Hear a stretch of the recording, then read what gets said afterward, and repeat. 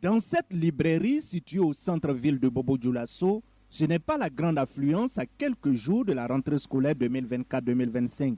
Cheikh Oumar Balaïra dit constater une baisse du marché par rapport à l'année précédente.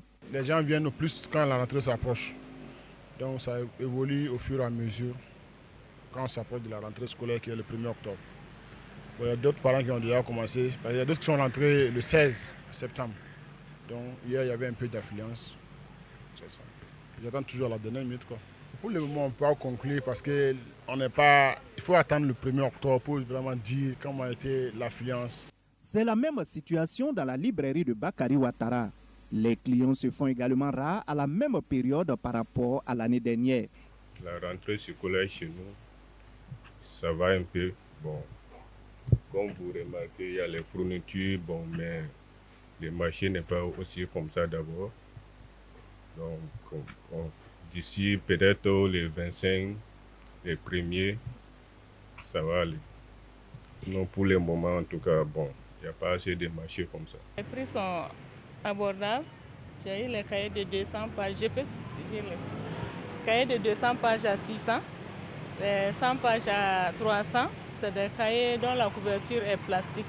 Et c'est des cahiers résistants. J'ai eu à faire l'expérience avec ces cahiers-là. Bon, les enfants ont pu tenir jusqu'à la fin de l'année.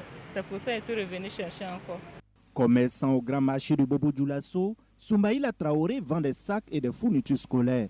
Il a décidé de s'installer au bord de la voie pour, dit-il, se faire plus de clients. Cette année-là, ça ne va pas. Puisque les gens sont là en train de se plaindre concernant l'augmentation du prix des sacs ainsi que des fournitures, comme vous le voyez.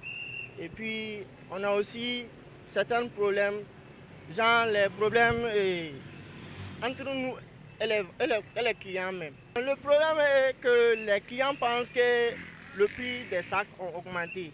Bon, ils ne nous demandent pas aussi pourquoi ça a augmenté. Or, pourtant, le problème est que nous aussi, on peut apprendre ailleurs.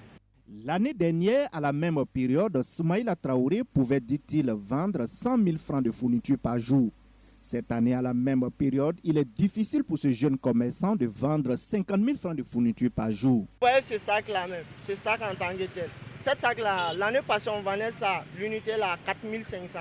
Cette année, si ce n'est pas 6 000, là, on ne peut pas donner. L'année passée même, là, à cette heure-là, nous les vendeurs, là, on n'avait même pas le temps.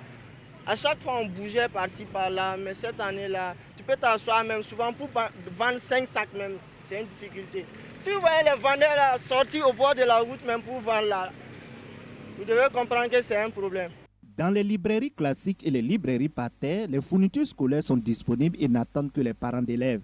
Des parents d'élèves qui ont encore moins d'une semaine pour acheter les fournitures scolaires de leurs enfants avant le début effectif des cours.